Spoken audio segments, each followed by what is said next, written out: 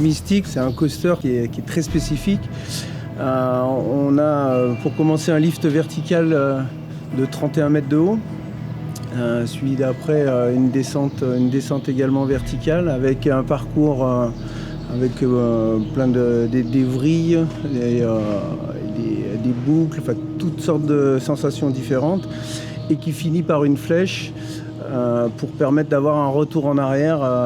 Donc on est sur un parcours dans un sens à 440 mètres et on revient au total avec le parcours en arrière, on est sur du 570 mètres de tracé. L'arrivée de Timber en 2016, on a vu tout de suite, je dirais, un engouement pour le parc. On avait fait une très très belle année, une très très belle saison. Et parallèlement à ça, donc, avec les équipes projet de la Compagnie des Alpes, donc Julien et Fabien, c'était aussi de savoir à terme, enfin à l'issue du plan, c'est de pouvoir bien calibrer le parc au niveau de l'offre ou du contenu du parc. En 2017, donc on a commencé à se pencher sur un coaster, donc coaster métal ou coaster, et on a voulu avoir quelque chose qui soit l'image du parc, puisqu'on reste quand même un parc familial, on n'est pas un grand parc urbain. On n'a pas très longtemps hésité sur le constructeur.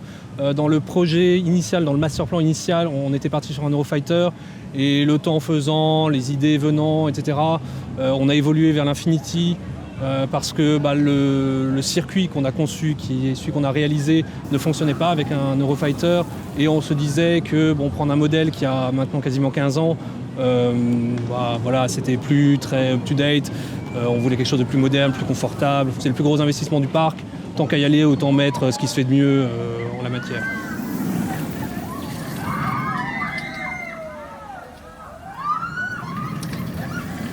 Déjà, je le réfléchis en termes de circulation, d'expérience visiteur. C'est-à-dire, je me dis, voilà, le visiteur, il va rentrer dans la zone à cet endroit-là, et donc, qu'est-ce qu'il voit en premier sur le coaster ? Sur Timber, par exemple, on a travaillé le circuit pour que quand tu arrives dans la zone, tu vois d'abord la spirale, puis tu disparais, enfin le coaster disparaît derrière la Wild Mouse et tu arrives sur la partie avec la grande descente.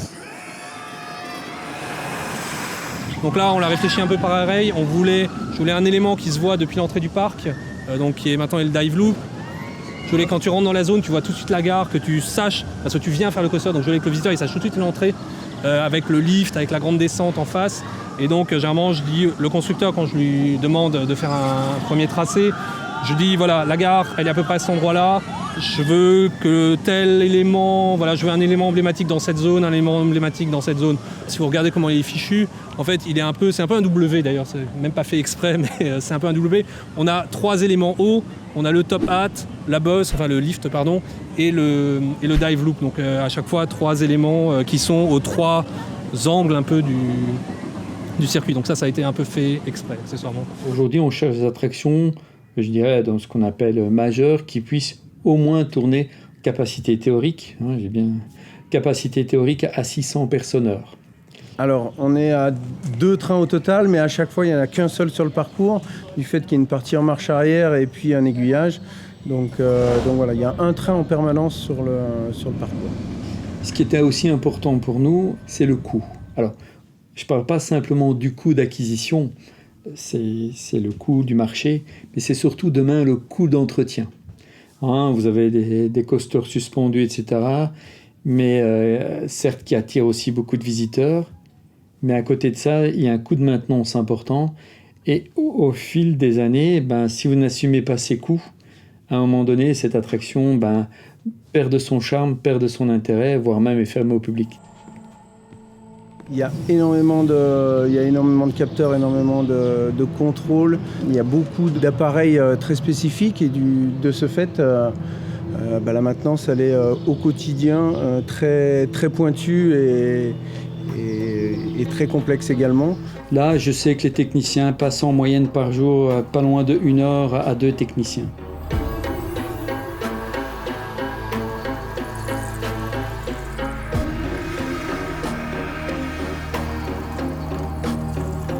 La principale spécificité, c'est la flèche, la tête en bas, donc qui n'existe nulle part ailleurs, qui est vraiment une création. Et pour Gerstlauer, c'est aussi la première fois qu'on a ce passage en marche arrière avec la plaque tournante.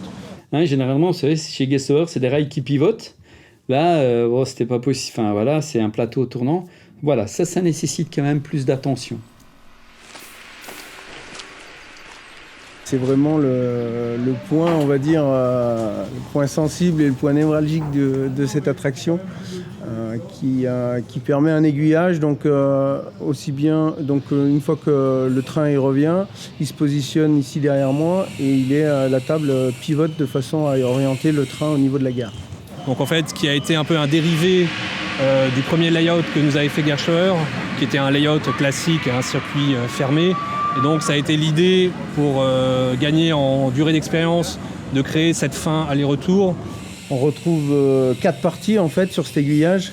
Donc une partie en mode fonctionnement, une partie pour diriger le train au niveau de la gare, une partie pour le diriger en garage de maintenance et une partie également qui nous sert pour l'hivernage, pour sortir les véhicules, pour les emmener en atelier. On retrouve un moteur électrique donc pour sa rotation, une centrale hydraulique pour le niveau du verrouillage, parce qu'on a des 4 vérins hydrauliques qui nous servent à verrouiller le rail, parce qu'il faut également que ce soit très précis dans l'ajustement, et puis au niveau du passage de roue, il passe près de 85 km/h, donc il faut que l'alignement soit parfait. Pour qu'on puisse gérer les rotations, on a un système de QR code pour savoir en permanence où la table de transfert se situe. Donc ça permet de renvoyer des informations à l'automate en lui disant les points précis où il est pour avoir un centrage parfait pour les alignements sur le rail. Voilà, actuellement ça se passe relativement bien. Ils sont assez contents parce que je pense que c'est aussi quelque chose qu'ils vont proposer à leurs futurs clients.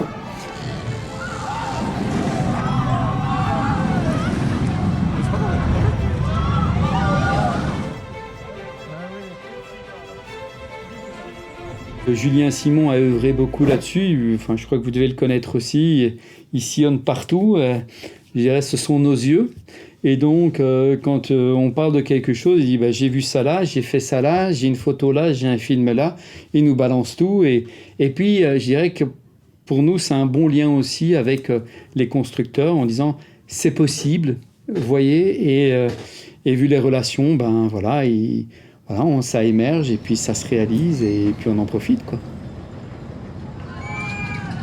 Walibi-Rhône-Alpes, c'est quoi ? C'est un parc où il y a quand même beaucoup de végétation, on a un étang, il y a un esprit de fête, c'est familial, c'est très boisé, etc. Et on s'est dit, c'est ça Walibi-Rhône-Alpes. Donc on a commencé là-dessus. Il faut savoir qu'Explorer, quand on parle d'Explorer, on ne dit pas western, on ne dit pas aventurier, on dit Explorer. Ça veut tout dire et rien dire. On l'interprète comme on veut. Ici, festival, ça a commencé l'année passée. On a dit c'est la fête, etc. Donc, il nous fallait un peu de couleurs, mais pas trop de couleurs. Donc, pas trop de couleurs orange, rouge. Voilà. Hein.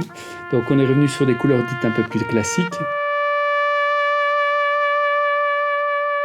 On savait qu'on allait faire un coaster qui allait être sans doute le plus thrill du parc. Donc on s'est assez vite dit ça serait pas mal qu'on parte vers un thème peut-être un peu plus dark. Alors sans aller vers du Merlin avec quelque chose de vraiment très très dark. Voilà.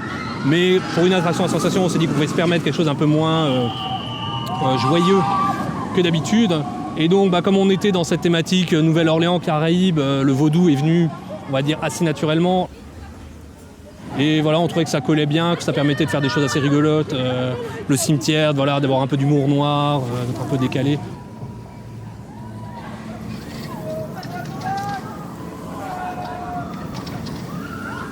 Moi, je commence à dessiner la gare par rapport à des contraintes opérationnelles. Donc ça définit un volume. Donc à partir de là, Fabien dit voilà, très bien ce volume, est-ce qu'on pourrait un peu le tordre comme ci, le tordre comme ça, est-ce qu'on pourrait ajouter une tourelle, je sais pas quoi. Et puis voilà, et ça se construit.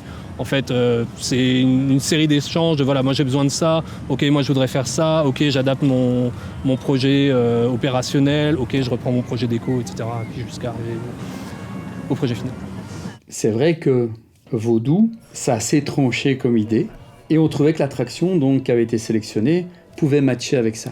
Donc le nom du mystique, il est vite ressorti, et on a remarqué ça quand on adhère vite à un projet, les noms des attractions, on les a tout de suite quasiment. Il n'y a même pas de discussion.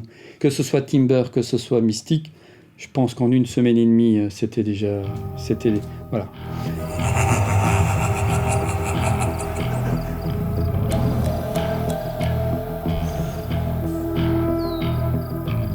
Le coût de montage de cette attraction, de montage pur, je ne parle pas de fondation, est moins cher que Timber, parce que Timber tout été assemblé sur place.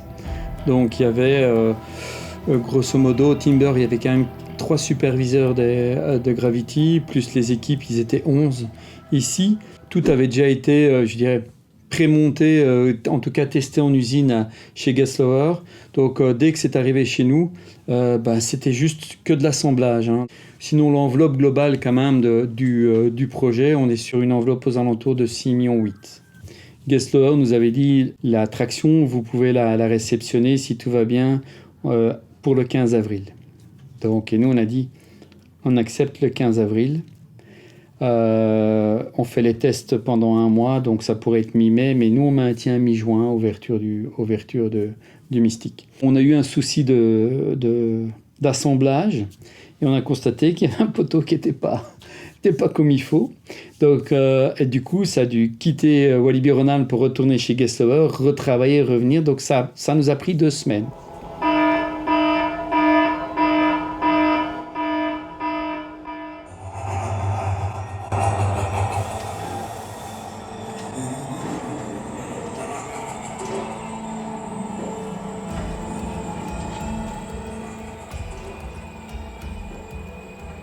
Le train arrive et se positionne en attente ici.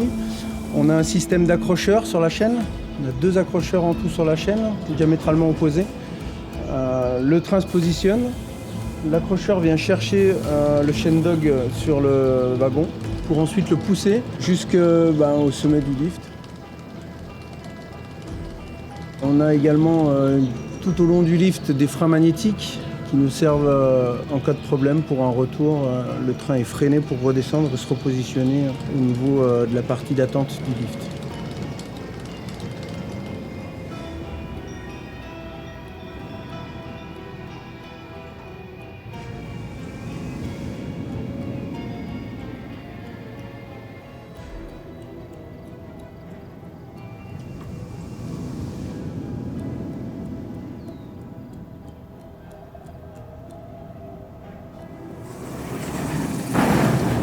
Donc les freinages ont été très complexes dans les paramétrages parce que en fait il y a énormément de variations de vitesse entre un train qui est vide, qui est plein, avec les températures aussi.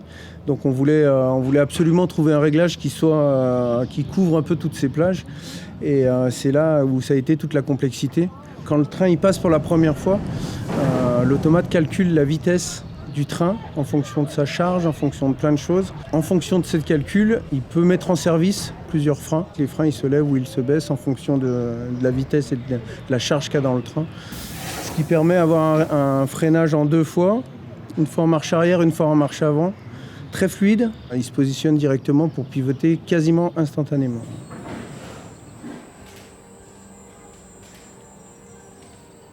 Quand on conçoit un coaster, je crois qu'on commence jamais à 0. Enfin, on commence à 0 pour son layout, mais on a toujours des idées parce qu'on a fait un autre coaster. Et puis en fait, c'est un assemblage, je veux dire.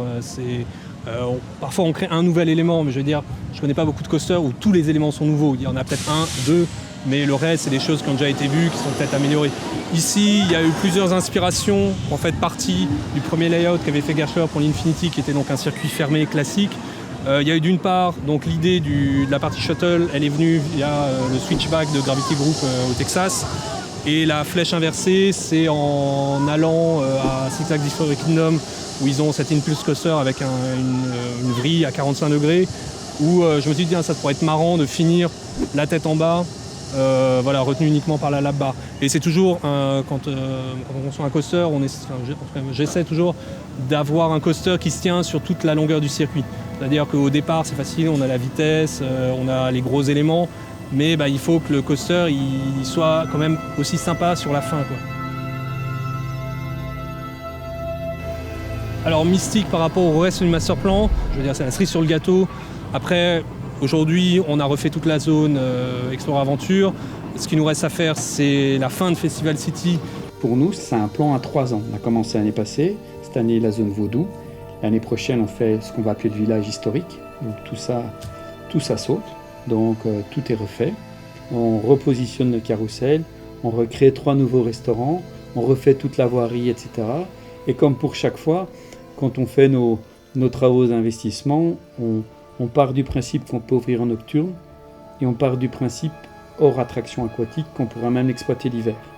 Passé ça, je pense, on aura refait 90% du parc. Enfin, on aura vraiment fait tout ce qu'il y avait à faire, on l'aura fait.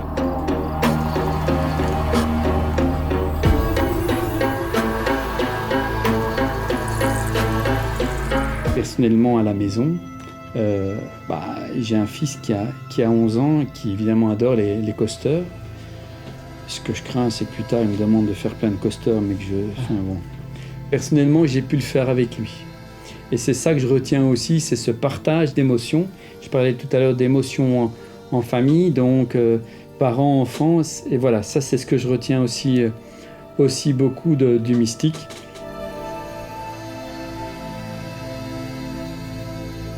C'est une attraction à dimension wallibironale, plutôt. Je ne veux pas dire à dimension humaine, mais à dimension wallibironale.